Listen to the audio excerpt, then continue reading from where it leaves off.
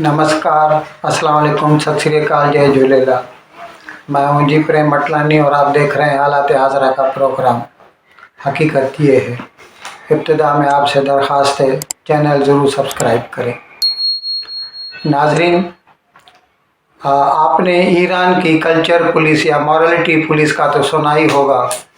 हमने ऐसे 2-3 व्लॉग किए थे जिसमें 2 महीने केवल एक कुर्दिश लड़की थी नॉर्थ ईरान की, जिसको तेहरान में मॉरलिटी पुलिस या कल्चर पुलिस जिसे कहते हैं, उन्होंने इसलिए पकड़ लिया था कि उसने हिजाब सही तौर पर पहना हुआ था लेकिन उस लड़की ने, महासा अमीनी जिसका नाम था, हिजाब पहना हुआ था लेकिन बकौल कल्चर पुलिस के सही नहीं पहना हुआ था। इसीलिए उसको गिरफ्तार करके लेके गई और उसको ज़ोदोकोब किया, तशद्दुद किया, हत्ता कि वो बेचारी मर गई।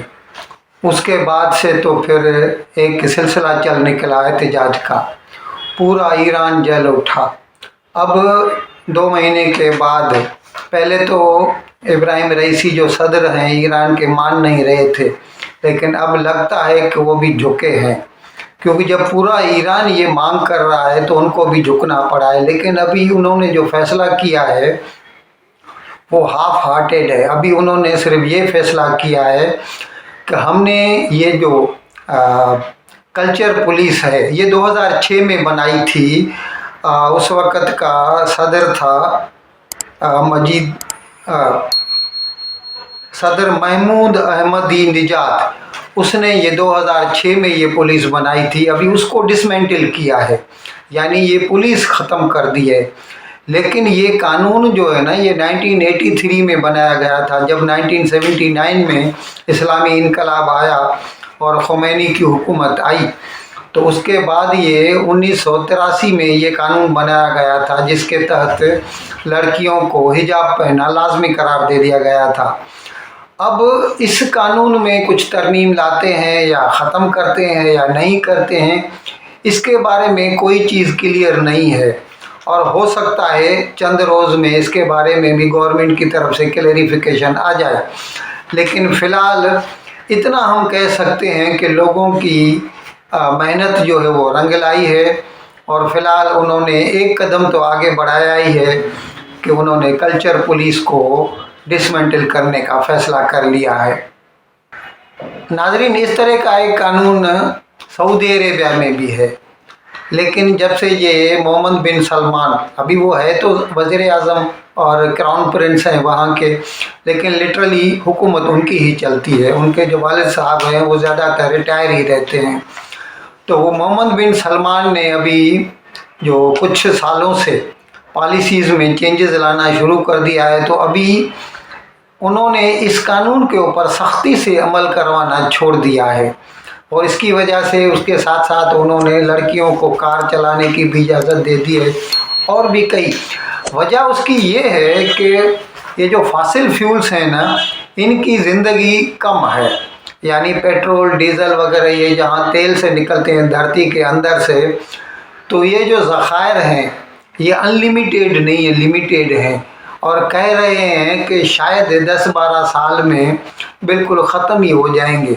तो उसके बाद फिर ये जो मशरक़ वस्ता के ममालिक हैं, और ज़ाहिर है इस वक्त दुनिया का सबसे बड़ा प्रोड्यूसर तेल का सऊदी अरेबिया है, तो सऊदी अरेबिया को भी सोचना पड़ रहा है कि जब ये तेल नहीं रहेगा तो फिर मुल्क कैसे चलेगा। ये अलग बात है कि सऊदी अरेबिया को रिलीजियस टूरिज़म का भी फ़ायदा है, उसके पास हज और उम्रे के लिए पूरी दुनिया से मुसलमान आते रहते हैं, लेकिन वो चाहते हैं कि हम मुकम्मल तौर पर मुल्क को जो है टूरिज़म सेंटर बना दें, जैसे दुबई हो गया है। तो इसी तरह अभी उन्होंने भी इस कानून के ऊपर सख्ती से अमल दरामद कराना छोड़ दिया है।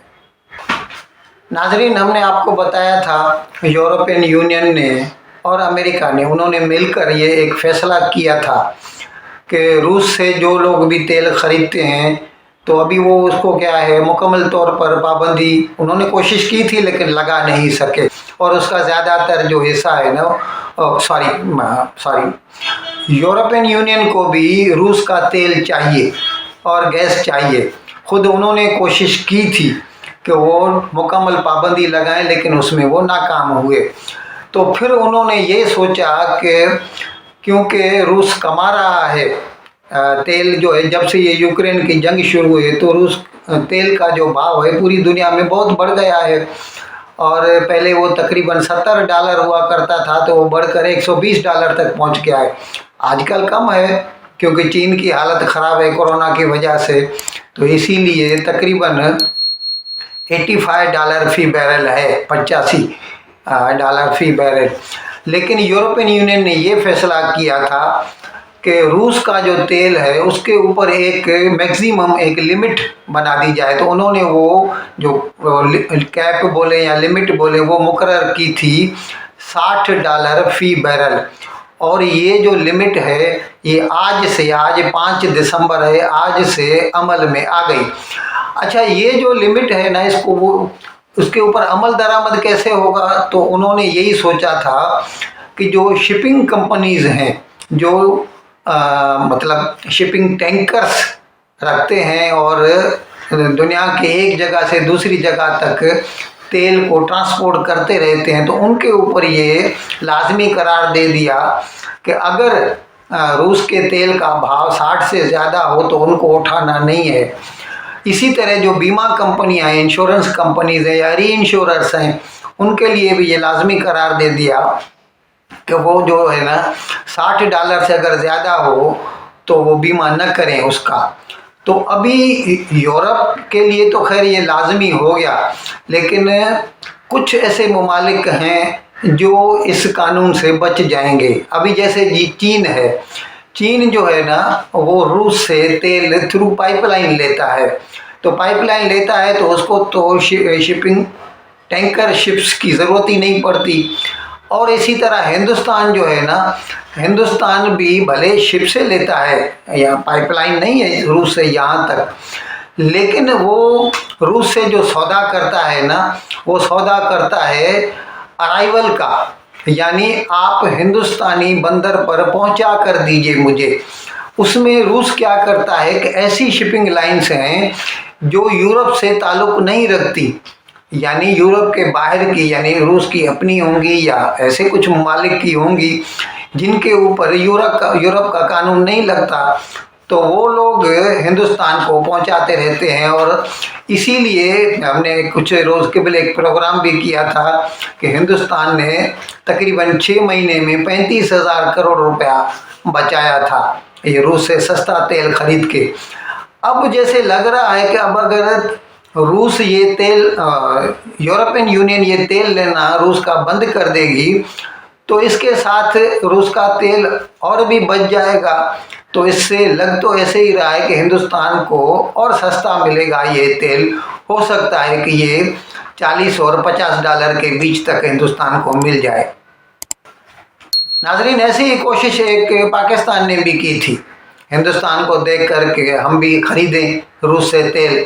वैसे तो वो इमरान खान ने भी झूठ बोला था, वो जब 24 फरवरी को रूस के दौरे पे गए थे, जिस तारीख से जंग शुरू हो गई, तो कहने को तो वो ऐसा कह रहे थे कि मैं गया था तेल खरीदने, लेकिन उन्होंने तेल की कोई बात भी नहीं की थी और तेल का कोई सौदा भी नहीं किया था।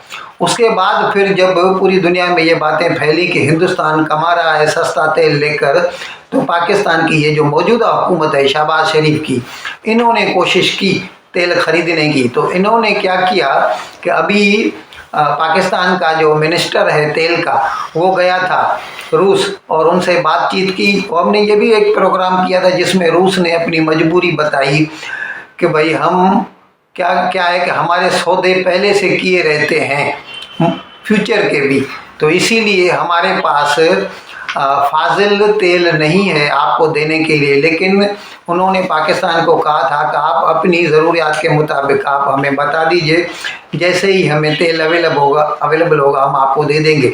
तो अभी अगर पाकिस्तान कोशिश करे तो जिस तरह हिंदुस्तान ले रहा है इस तरह पाकिस्तान भी ले सकता है और कोशिश करने की ज़रूरत है। लेकिन उसमें मसला ये है कि कुछ लोग तो ऐसा बोल रहे हैं कि पाकिस्तान ने जब उनको किया कि हमें 40% आप डिस्काउंट दीजिए, तो उन्होंने इनकार कर दिया। तो हमें लगता है कि ये मसला डिस्काउंट का नहीं है, क्योंकि पाकिस्तान के पास कैश नहीं है, वो कैश डॉलर से नहीं दे सकता, जबकि रूस को चाहिए डॉलर, उसको जंग जारी रखना है तो उसको उसके लिए डॉलर्स चाहिए, और पाकिस्तान वो दे नहीं सकता। ऐसा लग रहा है कि शायद पाकिस्तान क्योंकि पाकिस्तान सऊदी अरेबिया दूसरों से जो तेल लेता है ना, वो डिफर्ड पेमेंट पे लेता है, यानी उसमें वो कैश पेमेंट नहीं करता। 1 साल के बाद या 2 साल के बाद वो पैसा भरता है, जब तक उसका तेल खप जाता है, पैसा बन जाता है, तो उसके बाद फिर वो पेमेंट करता है। अब देखें, कोशिश करें तो शायद पाकिस्तान को भी मिल जाए। नाजरीन, फैसल वावड़ा पीटीआई के सेनेटर थे और मिनिस्टर भी थे पीटीआई के दौरे हुकूमत में। उनके बारे में हमने आपको बताया था कि उनको इलेक्शन कमीशन ऑफ पाकिस्तान ने जो है, एक तो उसको डी-सीट कर दिया था, उसकी जो सेनेट की सीट है वो कैंसिल कर दी थी, और उसके साथ साथ उन्हें डिस्क्वालीफाई भी किया था कि वो इलेक्शन में हिस्सा नहीं ले सकते। वजह ये थी कि उनके पास ड्यूअल सिटीजनशिप थी, वो बैक वक्त पाकिस्तान के और अमेरिका के दोनों के सिटीज़न थे, और इसके तहत वो पाकिस्तान में कोई भी इलेक्शन लड़ नहीं सकते। तो इसीलिए फिर उन्होंने क्या किया कि उन्होंने जो है अभी सुप्रीम कोर्ट में अपना जवाब जो दाखिल किया, उसके बाद वो पहले हाई कोर्ट गए थे, हाई कोर्ट ने भी नहीं बात मानी, तो फिर सुप्रीम कोर्ट गए।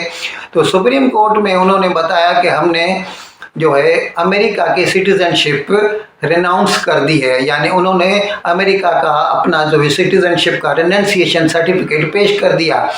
तो अभी सुप्रीम कोर्ट ने उनको रिलीफ दिया है, और सुप्रीम कोर्ट ने ये फैसला किया है कि फैसल वावड़ा को डी-सीट कर दिया इलेक्शन कमीशन ने, ये उसका हक है, लेकिन आगे के लिए वो किसी को डिस्क्वालीफाई नहीं कर सकते इलेक्शन कमीशन। इलेक्शन हो जाए तो उसके बारे में कोई भी फैसला कर सकते हैं, लेकिन अगर इलेक्शन हुई नहीं तो इसीलिए, तो इसका मतलब ये है कि आइंदा इलेक्शन में अभी 2023 में जब भी होगी तो फैसल वावड़ा उसमें हिस्सा ले सकते हैं। ये अलग बात है कि वो किस पार्टी की तरफ से हिस्सा लेते हैं, वो बाद में पता चलेगा।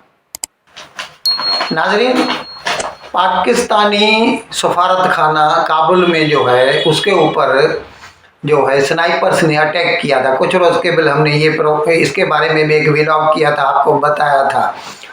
लेकिन उसमें वो जो उबैदुर रहमान निज़ामानी हैं, जो पाकिस्तान के चार्ज डी अफेयर्स, मतलब डिफेक्टो वो एम्बेसडर है पाकिस्तान के वहाँ पर, वो बाहर बाग में जो है टहल रहे थे, तो खैर वो बच गए, उनका नसीब अच्छा था। उनका जो गार्ड था वो शदीद ज़ख्मी हो गया, और लोग ऐसा समझ रहे थे, खुद हमें भी यही अंदाज़ा था कि ये काम हो न हो तहरीक तालिबान पाकिस्तान का है, क्योंकि उससे 2 रोज़ के पहले टीटीपी ने पाकिस्तानी सरकार के साथ जंग बंदी का मुआहदा कैंसिल करने का ऐलान कर दिया था। लेकिन अभी कल पता चला है कि आइसिस का जो खुरासान चैप्टर, यानी अफ़गानिस्तान का खुरासान प्रोविंस है, उसकी जो इस्लामिक स्टेट है, उन्होंने ये अनाउंस किया कि ये जो है हमला वो हमने करवाया था। अब खुदा बेहतर जानता है कि ये उसमें हकीकत है या वो खामखाई ऐसा मतलब अपने ऊपर ये लेकर अपना नाम करवाना चाहते हैं। लेकिन अब तक भी जैसे हमें लग रहा है कि कल के डॉन में था कि ये तालिबान का काम है, कल के डॉन में अदारिये में था, और आज के डॉन में ये खबर आई है कि IS के जो है ना, उसने अपने ऊपर ये जिम्मेदारी ली है। नाजरीन, पाकिस्तान में जब से ये सैलाब आया, अभी पानी तो निकल गया है, लेकिन उसके बाद बीमारियां शुरू हो गई, और ख़ास तौर पर मलेरिया बहुत ज़ोरों पर है, और लगातार लोगों की अमवात हो रही है। तो इसके लिए पाकिस्तानी गवर्नमेंट ने ये फ़ैसला किया था कि 62,000 जो मच्छरदानियाँ हैं वो हिंदुस्तान से खरीदेंगे। उन्होंने कोशिश की थी दूसरे मुल्कों से भी, लेकिन सब ने उन्हें यही कहा कि कम से कम 6 महीने लगेंगे डिलीवरी में। तो उन्होंने फिर फैसला किया कि चलिए हिंदुस्तान से ले लेते हैं। लेकिन अभी आज जो खबर आई है वो ये है कि अब तक पाकिस्तान की जो कैबिनेट डिवीज़न है सरकार की, उसने इसके लिए NOC जारी नहीं किया, नो ऑब्जेक्शन सर्टिफिकेट नहीं दिया। इसीलिए पाकिस्तान हिंदुस्तान से ये मच्छरदानियाँ ख़रीद नहीं सकता, और इसके ہوتے ہوئے ملیریا بڑے زوروں پر ہے، لوگ مر رہے ہیں، اور پاکستانی سرکار جو ہے وہ فائل کے اوپر بیٹھی ہوئی ہے اور اب تک کوئی فیصلہ نہیں کر سکی اور NOC ایشو نہیں کر سکی. اسی لیے پاکستان ہندوستان سے یہ مچھردانیاں خرید نہیں سکتا. ان الفاظ کے ساتھ میں آج کا پروگرام ختم کرنے کی آپ سے اجازت چاہتا ہوں، لیکن ودائی لینے سے پہلے ایک مرتبہ پھر آپ سے میری درخواست ہے کہ جس کسی صاحب یا صاحبہ نے اب تک ہمارے اس چینل کو سبسکرائب نہیں کیا، ذرا کرم اس کو جلد سے جلد سبسکرائب کریں، پروگرام کو لائک کریں، شیئر کریں اور گھنٹی کا بٹن دبانا نہ بھولیں. بہت بہت شکریہ. خدا حافظ.